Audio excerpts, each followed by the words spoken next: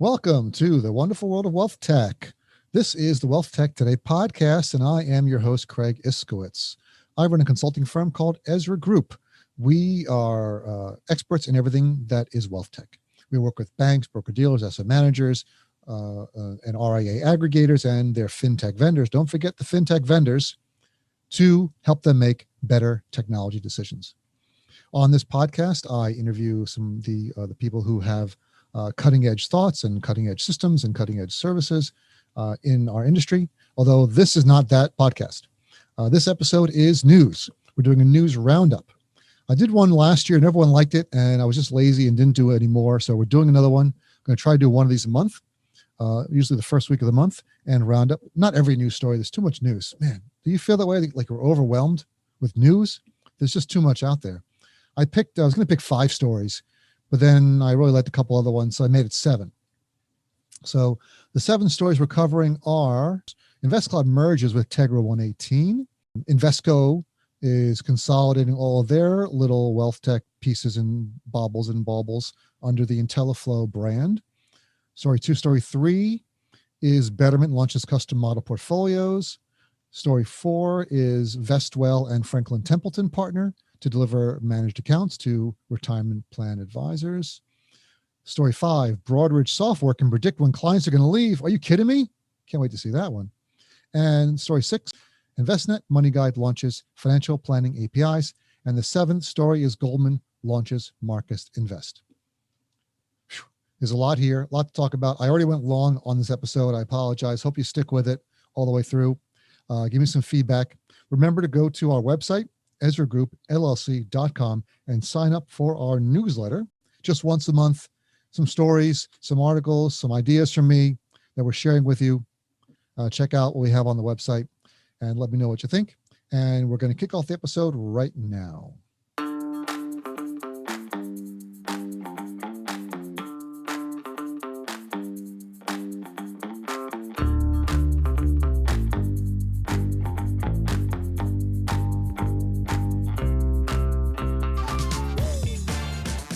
Right, let's get started with our first story, which is InvestCloud merges with Tegra 118. This was actually big news last month, but I didn't do a recap last month. I wanted to cover it because this is really my area of expertise. I work with a lot of these firms. Disclaimer, I've worked for Tegra 118 in the past and done consulting work for them. So let's talk about this merger and what it means. And I'm going to read through some articles that were posted about this merger and some people's comments, and then throw in some of my comments. So I'm sure you've heard that there was a merger of 3 firms. It's InvestCloud merging with Tegra 118 and Finantix. Finantix being a company based in Italy. And this was big news, especially considering Tegra 118 was just spun off from Fiserv just last year, just a year ago, in fact, February. And it barely got time to sort of mature as its own, or even just start as its own firm with its new name before it was taken over and now has another new name. There was a recapitalization of InvestCloud, and there was some confusion over the valuation. When the press release went out, it said there was $1 billion valuation of the combined firms, which didn't make much sense because Tegra, when they were purchased from Fiserv, I believe the valuation was $850 million. Yep. So going from 850 to just to 1 billion by adding InvestCloud and Finantix didn't make much sense. So I did a little digging and spoke to some people who spoke to Motive, and they said that the actual combined deal with InvestCloud, the valuation was 2.2 billion. So the InvestCloud business itself was $1 billion. So Tegra plus Finantix was another 1.2 billion, which makes a lot more sense.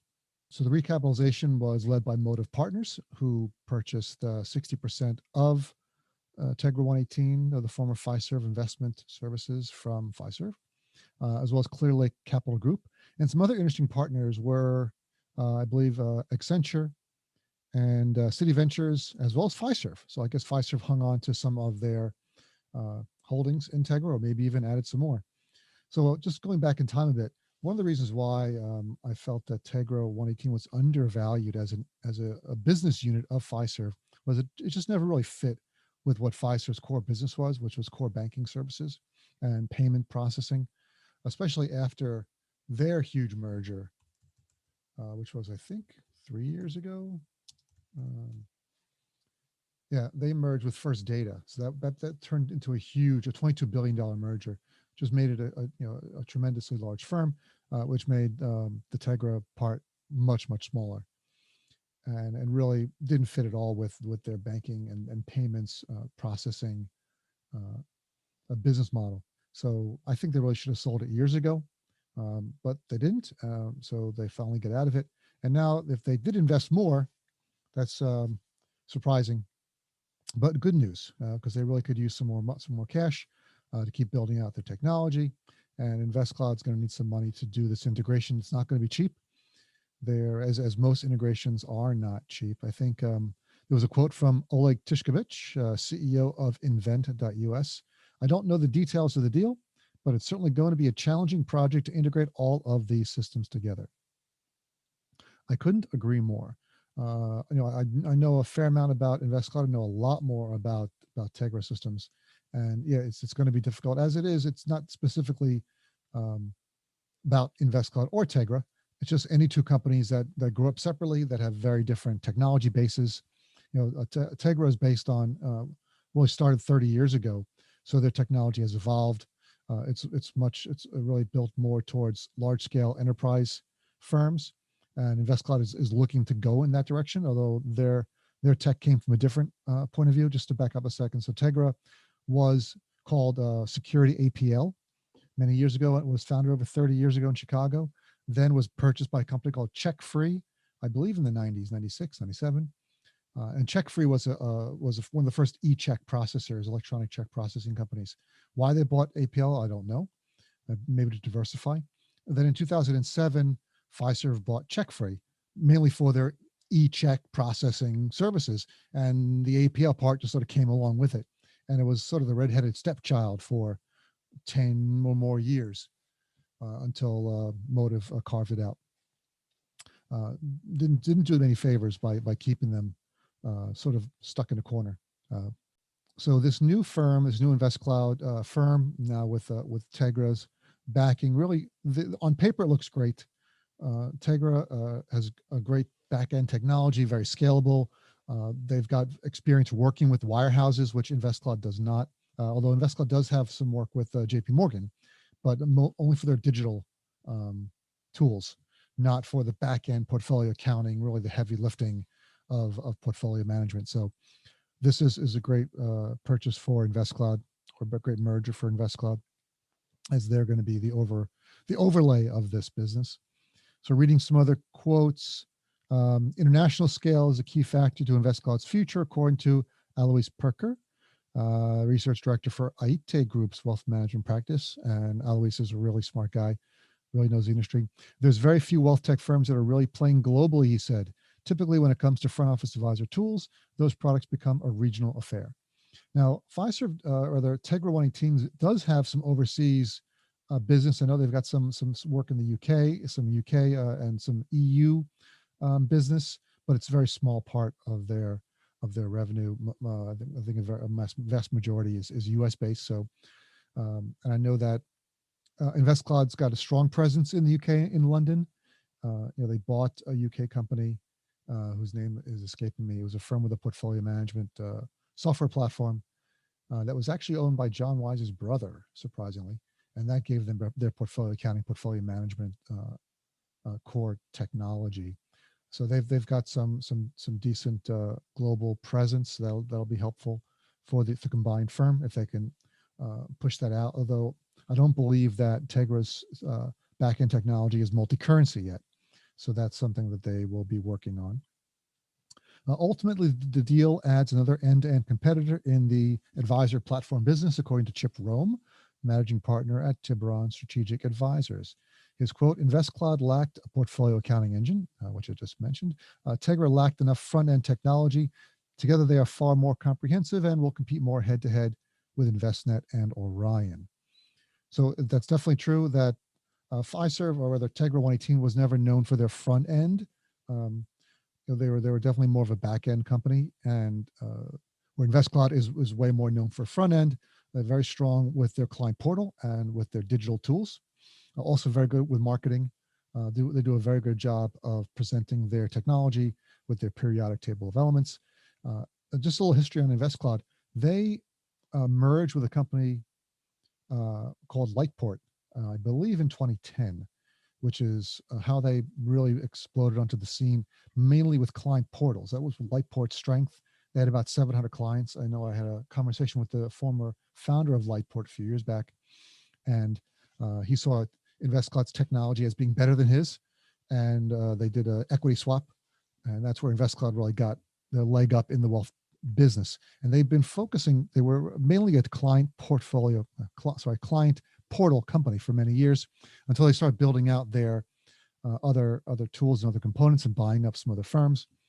So they came at it from that angle. And from people I've spoken to, a very strong client portal, a lot of RIA clients, a lot of asset management clients really like the strength of the portal and the digital advice solution. So those are two specific tools that Tegra 118 does not have. So a good fit there.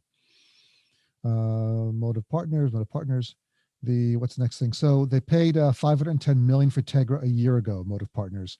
That was for 40 or 60% of that division. They then put in some more money. I don't have the number here. I apologize. For this new venture, again with a $2.2 billion valuation. Right, the consolidation means the fintech now has in excess of 4 trillion in assets, and most of that is the Tegra part, and revenues over 285 million. I'd like to see that go up a bit based on the valuation, with a team of over 900 people, according to the announcement.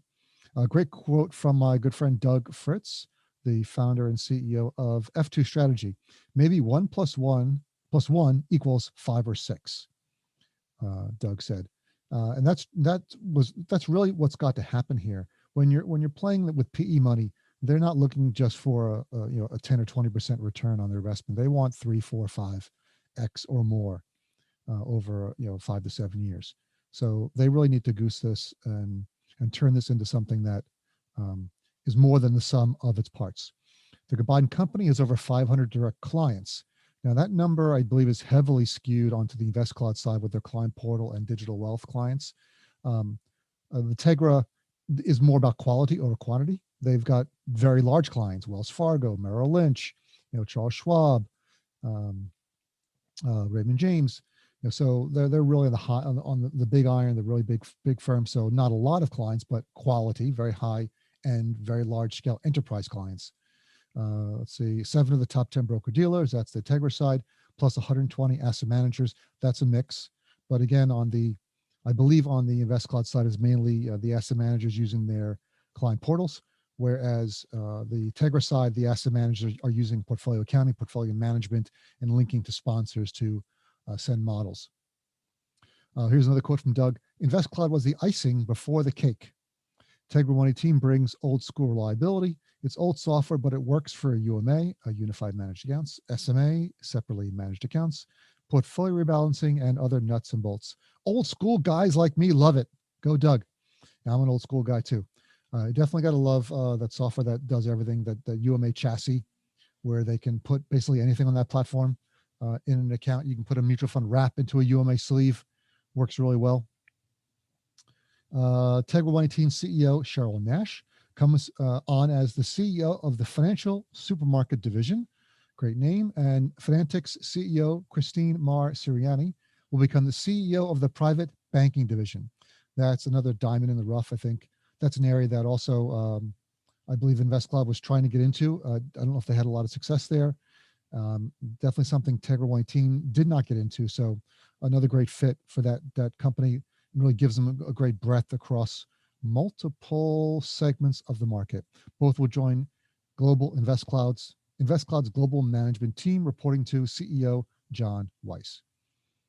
So, here's something from RIA Biz. InvestCloud, long tagged as InvestNet Killer, sold at $1 billion valuation. That's really $2 billion. I've never heard InvestCloud called it InvestNet Killer. So I don't know where that came from. I don't think they were in the past.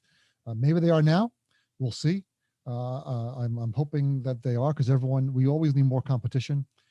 Competition is good for the industry in general, and you need firms to push each other to get better.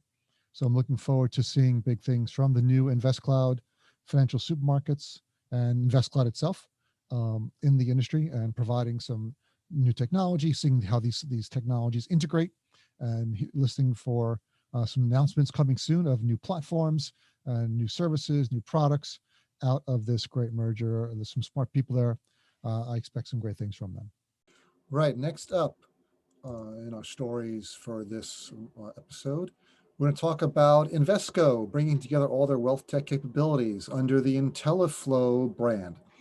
So Invesco, as we all know, is a large asset manager, and they own a number of properties, including IntelliFlow, GemStep, Red Black, Portfolio Pathway, and a company called I4C, which they've acquired, and they're bringing them all under one brand into an integrated financial advice solution. Of course, we'll put the link to the stories on the blog. And so why are they doing this? So, well, why do they buy these things in the first place when they're an asset manager? So we're seeing asset managers increasingly using fintech acquisitions to expand their footprints with their core market, which is RIAs. My friend Tim Welsh, who was president of Nexus Strategy, had a quote: "Asset managers see fintech as a way to diversify revenue in the age of passive, low-cost index funds. It's all about distribution," he says, "as wholesale becomes less and less important, and as more investment products become commoditized, distribution is king."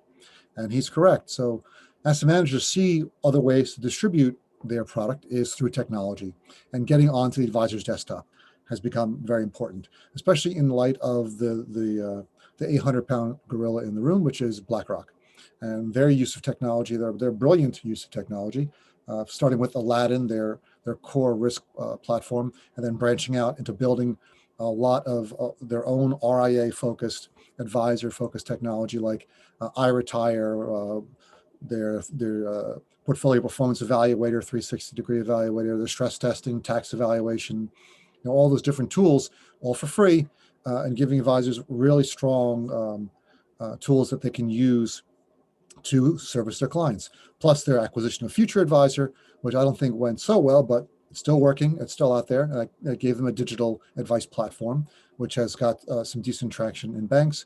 And plus their 5% stake in Envestnet gives them a seat at the table and visibility into what Envestnet's doing, plus another way to get their distribution out through Envestnet's huge model marketplace and huge asset management universe. So Invesco is under a lot of pressure, as are a lot of asset managers, looking for ways to stay in business, not get swallowed up. Looking at the top 50 asset managers, Invesco isn't even the top 10.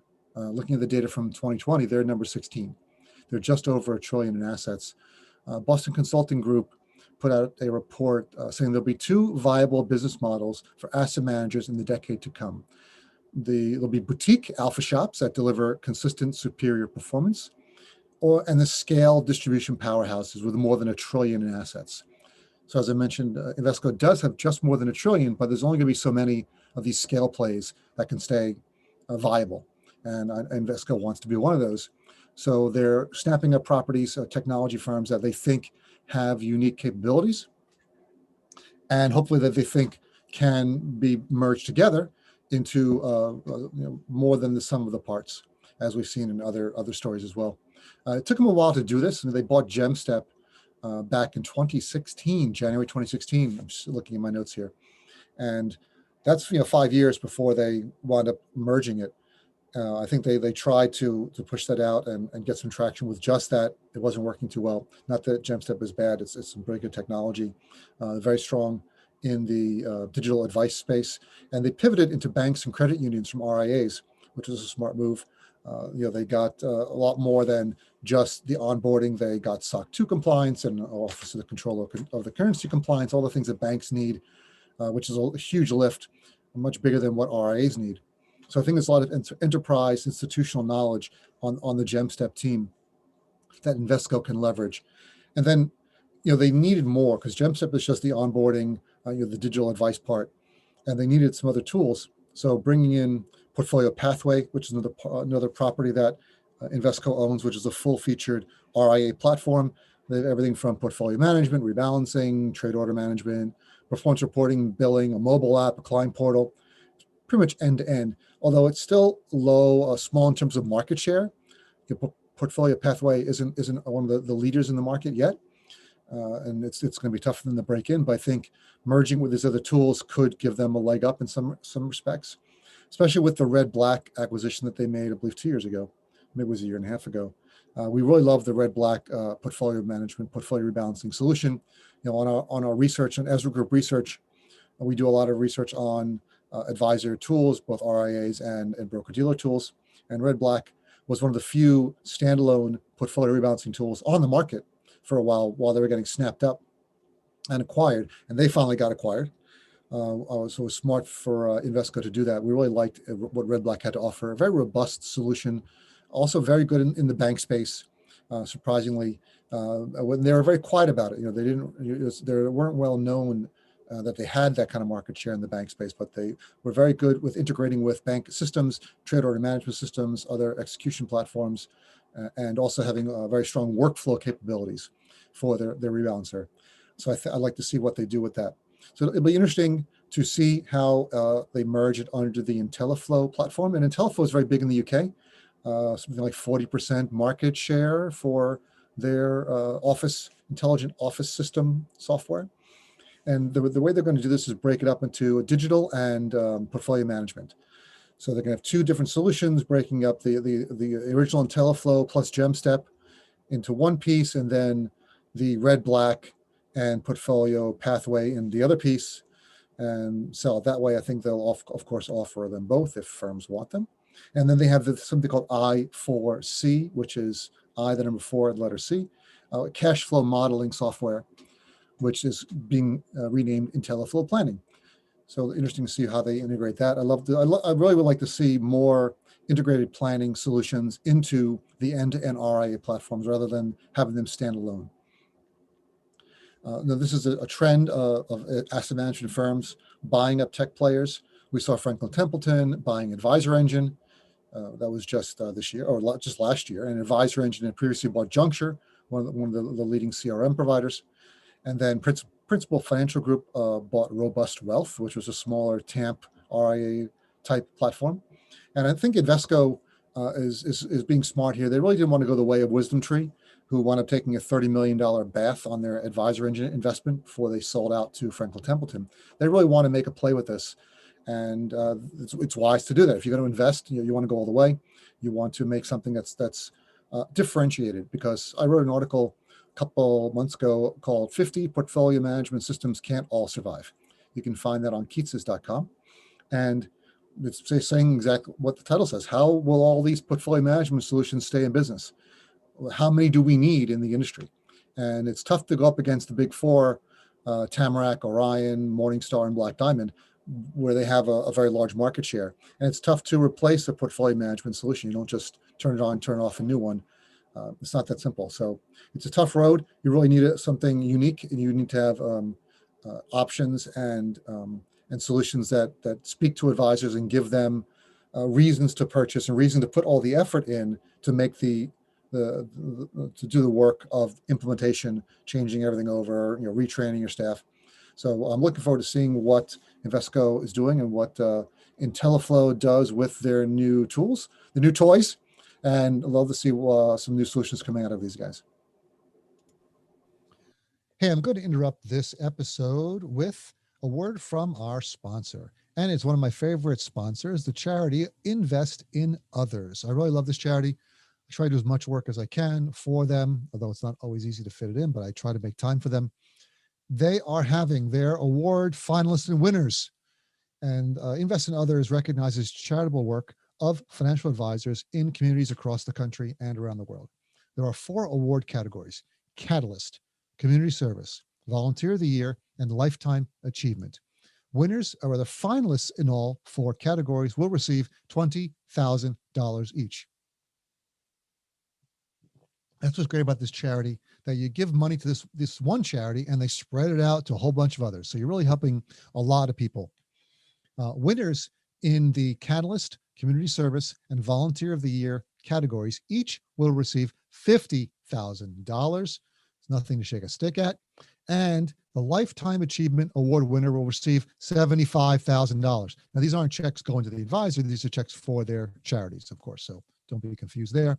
So a lot of good money going to a lot of good causes. So April 2nd is the nomination deadline. Please go to investinothers.org and submit the name of any financial advisors that you know that are doing good work for a charity. It can be any kind of charity. It can be a local charity. It can be a national charity. It can be an international charity. I've been on some of the judging committees, and some of the things that these advisors are doing and some of the charitable work that these firms are doing is incredible. It's a really good cause. The application deadline is April 16th. And then in July, they're going to announce the finalists, and I'll have that on the program sometime. And please check it out. Make a donation. If you don't know an advisor, just give some money. They could really use it, and it's going to go to a good cause. Invest in others. Our next story is Betterment launching custom model portfolios, now serving as an outsourced trading desk with software. What is Betterment for Advisors doing? This product was launched as a white label version of Betterment's automated investing software, I believe back in 2014.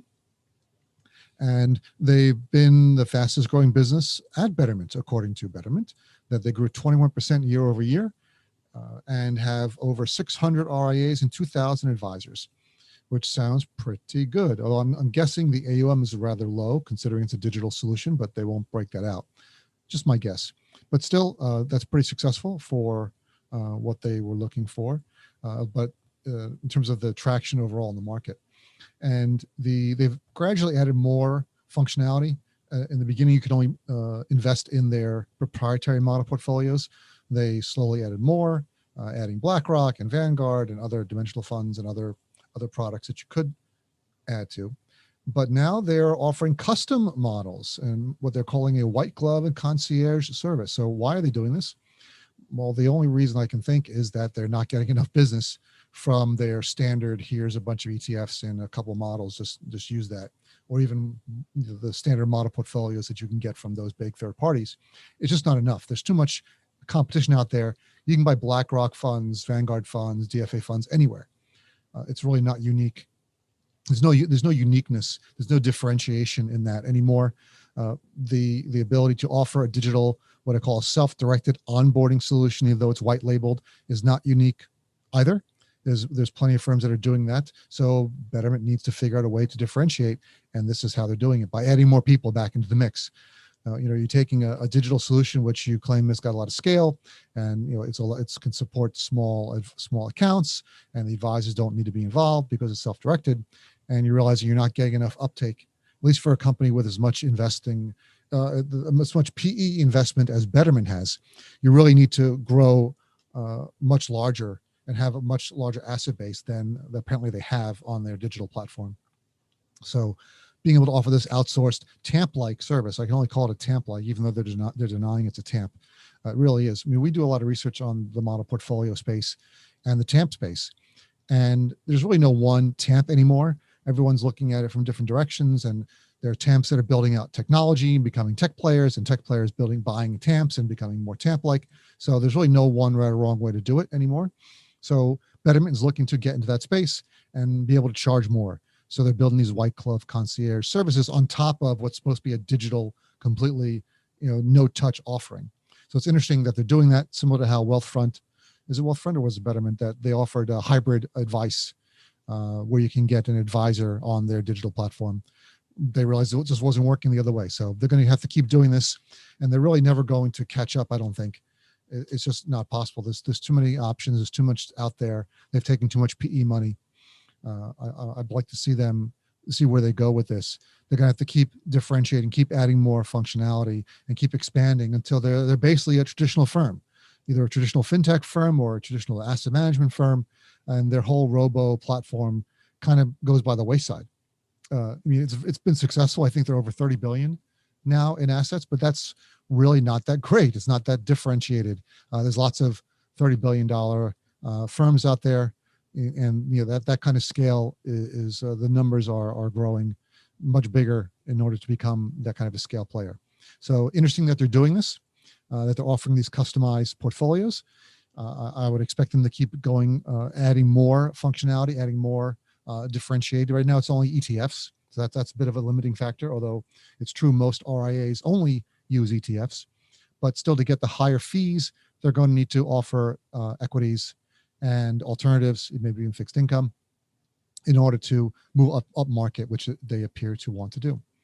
So that's where we see them going. I would be surprised if they even get that much traction with this, although they have gotten some high profile clients like Ritholtz Wealth Management and Advice Period. But still, the competition is fierce. It's going to be tough for them to compete.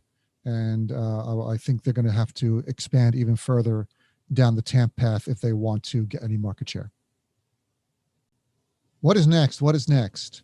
Franklin Templeton partners with Vestwell to deliver advisor managed account offering in a modern record-keeping construct. Who comes up with these titles?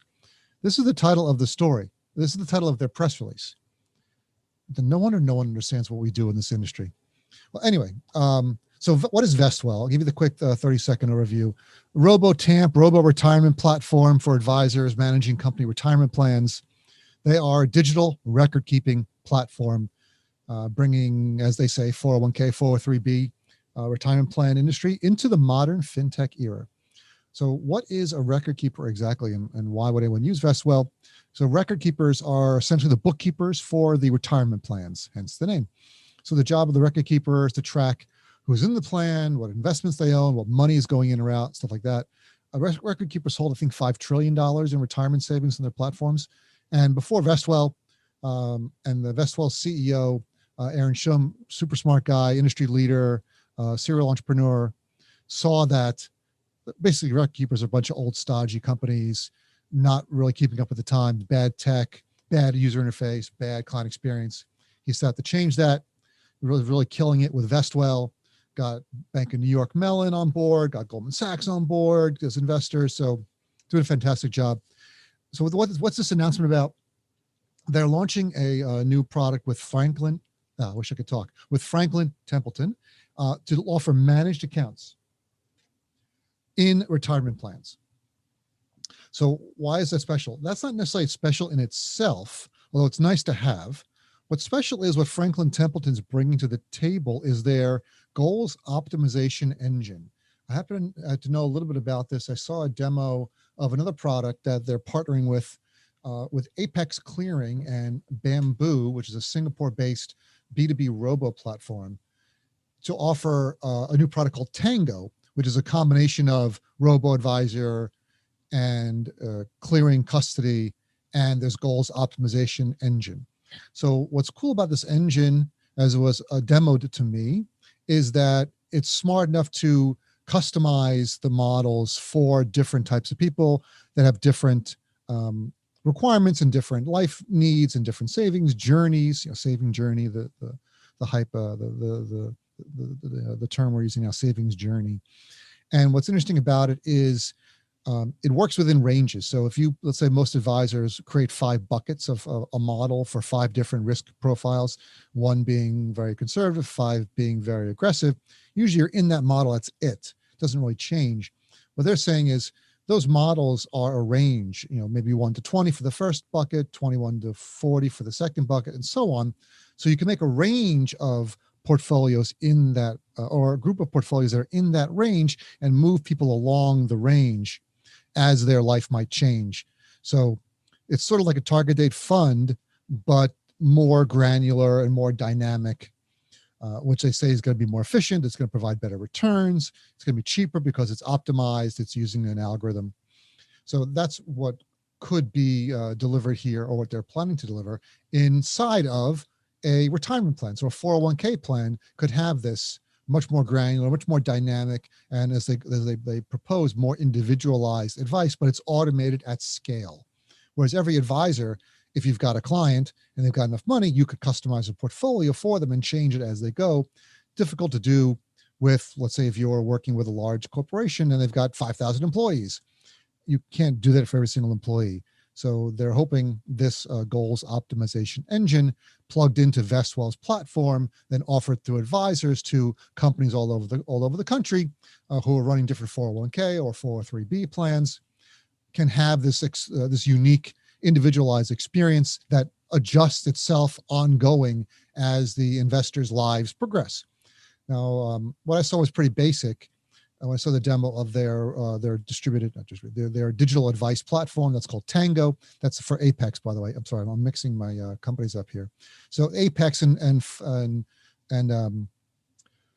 Apex and Franklin Templeton are partnering, and now Vestwell and Franklin Templeton are partnering, both using the goals optimization engine. So it sounds like some smart people. So I respect, Bill Capuzzi and Trish Rothschild and all the people over at Apex. So they like this goals engine, and then Aaron Shum likes the goals engine. This goals engine sounds like something pretty good. It's got a future here. So I look out for more announcements as Franklin Templeton keeps partnering with more people and pushes their goals optimization engine out into more platforms. Could become the de facto standard for scalable financial advice. Why do investors leave their advisors? There are a number of reasons. One could be poor communication, not returning phone calls or emails timely, not being proactive, or their advisor changes firms and they don't want to go with them to the new firm, or poor performance. That's always a popular one. Also, maybe just they don't give good advice. They're not empathetic. Maybe their technology is bad. There's lots of reasons why. Now, according to some survey results I found, here's one from Price Metrics that says the average financial advisor will lose 10% of his or her clients every year. That's a pretty big chunk. I saw another survey, well, this is one from 2016. By the way, that 10% Price Metrics number was in an article from 2020. Here's a 2016 article from Cerulli saying, this is talking about high fees. So there's another reason why clients leave, high fees.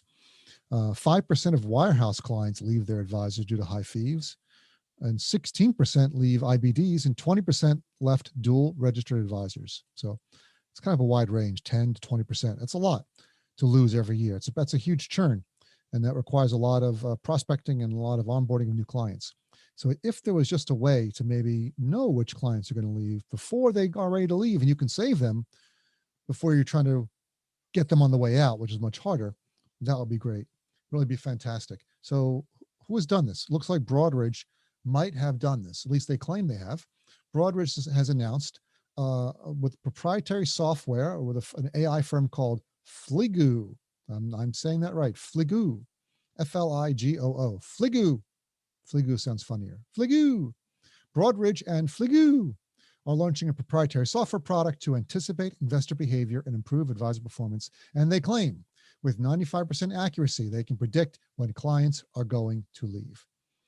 I want to see that. Can they predict? Because then all these different reasons are why clients leave. Clients have different plans, different ages, different personalities. Advisors are different. So the fact that they can pull data, obviously big data, machine learning, looking at patterns, using data from marketing, communications, compliance, trading, and other wealth management services, they claim their predictive models can give advisors a heads up when clients are going to leave. Oh, and here's another piece of data. Advisors who reported losing any business said they lost 1/5 of their book. Actually, that's last year during COVID. So during one survey. So that's still a lot, still in that range. Still a lot of people heading out the door. So if they can do this, and then I would imagine they'll build into their existing systems. And we all know that Broadridge has got some pretty wide range of products and services, and they're really big in the enterprise space. So if they can build it into some of their other tools, could be a pretty viable offering and could really attract a lot of, at least on the enterprise side, getting a lot of advisors at scale. If they could even just reduce that churn by a couple percentage points, you're probably talking millions of dollars in revenue saved by some of the bigger broker dealers. So I'd love to see when this product comes out, and can they really do it? We will see. I'm getting the high sign from my producer that I'm running long. I'm talking too much, commenting on these news stories. So I'm going to try to wrap up these last two quickly if I can. So the last two stories are Money Guy Pro launches financial planning APIs. That's the penultimate story. Money Guide Pro launching financial planning APIs. The world is becoming an API world. I know I did a podcast on this, I think, with Brian Ross from FixFlyer, the API economy, and everything's becoming API based. Everything is becoming as a service. Just put as a service after whatever the product or service is. And that's where everything's going to be in the future. And hopefully these APIs will be easier to connect to. They'll be more standardized, so it's easier to connect different services, even if they have different backends. They're on different cloud platforms. They use different front-end software. You can be able to plug and play these different technologies. So good to see Money Guide doing this. They're calling it Money Guide Engine, which is allowing other partners to take advantage of the different calculations and data processing that goes on inside Money Guide. That includes goals-based investing, long-term financial planning, and self-directed planning. This could be great for a lot of firms, especially broker-dealers looking to build their own experiences, for other vendors. And we work with a lot of firms at Ezra Group, my company, that are trying to build unique experiences, either on top of financial planning tools or alongside of financial planning tools, or somehow integrating financial planning like functions into other parts of the advisor process. So having these APIs that are better documented, better supported, will be key to building out this software, because everyone's under pressure to deliver quickly. And just because a firm says that they integrate with something or they have availability of something doesn't mean it's going to work. Doesn't mean it's going to be easy to use. Doesn't mean it's going to be easy to learn how to use it, or easy to integrate or not have bugs in it. And Money Guide has been one of the best when it comes to integrations. I know, I think I did my first project related to evaluating integration capabilities at firms over 10 years ago. I think it was 2009. And Money Guide and eMoney were one of the first ones we looked at, and they were leading the pack then. They're still leading the pack, and especially in how they present the information. It's on their website. This is great for consultants. You know, if I'm working with a broker dealer, asset manager, or other firm, and I want to know who does Money Guide interface with, and what data do they provide, it's all on their website. I just click on a link here, like they've got 200 different vendors here that they work with. You know, if I click on Addapar, I can see that they integrate web services, they auto update the client portal, and data passed from the partner includes investments and liabilities, and nothing going to the partner. So we can find something going to the partner on the website here. Let's pick the next one. Advice Pay, you know, seamless sign on. So that's all they have with Advice Pay, and so on. If I pick Allbridge, there's going to be more investments, seamless sign on, web services. Try Morningstar. There we go. Morningstar will pass investment assets into Money Guide. So, and I can see that right from their website. This kind of transparency makes it so much easier to do planning, to do software development. I wish more firms would follow Money Guide's lead and build out their APIs in similar ways, and make sure that they're supportable and, again, well documented with examples. Give me examples when I'm building my code. I want to see how I can plug in your APIs and exactly how to do it. So kudos to Money Guide for this. I'm expecting a lot of firms we work with, a lot of startups and a lot of other fintechs that are looking for a financial planning partner to choose Money Guide because of this. The last story, the final story in our roundup for this month, Goldman Sachs launches Marcus Invest. So this is cool. Goldman, we all know Goldman, of course, and they've been moving towards the consumer market for a number of years. You know, Lloyd Blankfeld, before he left, started this whole process with Marcus, the lending platform, and it took off. It's done really well. I think it was 2016 they launched Marcus, and I know, you know, looking at their overall assets or overall revenue, it's a small bit. It's not a lot. Maybe it's 2%, 3%, but it's growing, and the more retail revenue they bring in, the more diversified they become, and the happier their shareholders are. So this Marcus Invest is a great idea. Everything's consolidating. Everyone's moving in towards the same all-in-one. We're all going to be like these super apps, or as close as we can come to super apps, where everything's in one place. We're seeing the robo-advisors do it, where they're adding banking services into their investing. So that's better for Wealthfront and other firms. We're seeing firms that are lending, start out with lending, then add investing, banking, and savings accounts, checking accounts, and investment accounts. That's what Marcus is doing. And if you've heard of a firm called Money Lion, they started out as a lending platform and then added wealth management. We're seeing banking platforms like Chime and other online banks, N26 in the UK, then expand into wealth. So everyone's sort of consolidating and moving towards the same all-in-one, everything in one place, which makes sense. Consumers don't want to have to do what we used to do where everything's in a separate account. My investments are here and my banking is here and my credit cards are there. Give me everything in one place. In fact, give me all one account. Why can't it be one account? Why do I need a checking account, a savings account, an investment account? Part of part of it is legal. Part of it is Congress screwing things up as they always do, creating a million different registrations, a million different laws. So we can't get around that, unfortunately. But we could consolidate these different accounts, or at least make it easier.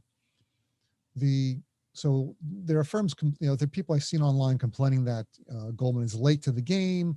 The first one doesn't always win. The first movers don't always win in every industry. What's the famous, there's a funny saying I like to use, which is the early bird gets the worm, but the second mouse gets the cheese. So it could be that Goldman has watched what everyone else has done, watched a Vanguard and watched, Betterment and Wealthfront, watched Schwab, JP Morgan, and Morgan Stanley, and said, hey, now we've seen what they're doing. We've seen the mistakes they made, and we're going to build a better mousetrap. And maybe they can do that. Well, it remains to be seen. People complaining about their fee. It's too high. It's 35 basis points, where Wealthfront and Betterment are 25. Nobody cares. It's shown, I believe, if you go to a website, Parameter Insights, run by my good friend Josh Book, they've done some surveys on investors, what's the word I'm looking for, how price sensitive they are. And when it comes to robo-advisors, they don't really care. 25, 35, it's not that big a deal to clients. So it's more of the experience. It's more of, can you bring something differentiated to clients? Can you market it better to the different client segments you're looking for? So I'm really interested to see how they put all this together. They've got high yield, 0.5%. That's called high yield these days, high yield cash deposits. So they're looking to put the whole package together. And I think they have some, pixie dust from Apple, from their Apple Card, that's kind of given them a little better understanding of how marketing works. And maybe they can link it into that somehow. And maybe they can pull some of the different pieces that maybe other firms are doing that they're successful at. I like how Betterment and Wealthfront are doing some of these automated services where they do cash sweeps from your checking account into your investment account. Maybe they can do things like Acorns does, where they link into other partners, where if as you spend money, money goes into your investment account. Excuse me. That's always possible. I wouldn't be surprised if Goldman does any of these things. They seem to have a good team over there on the retail side. With Stephanie Cohen leading the way, she seems to be a visionary in the market. And as they said in this RIA Biz article, they haven't ruled out day trading capabilities like a Robinhood. And why not? People want different experiences. Not everyone loves Robinhood. In fact, a lot of people hate Robinhood now. So they're looking for an alternative. And Goldman Sachs is a great name. They could certainly grab some of that business as well. So there you go. That is our summary of the news, or my summary of the news. I hope you enjoyed it. We covered 7 stories. Sure, I don't know how long this is. I got to go back and look and see how long. Hopefully it's not too long. And please, if you like it, let me know. Share this online, anywhere you are on social media. Please go to our website, EzraGroupLLC.com, and sign up for our newsletter. You'll get just 1 email a month with news and updates and some of our articles and some of my thoughts. And we really like that. And please give me some feedback. Any thoughts you have, please share them with me on Twitter @Craig Iskowitz or on LinkedIn, just LinkedIn. Great. Talk to you guys all soon.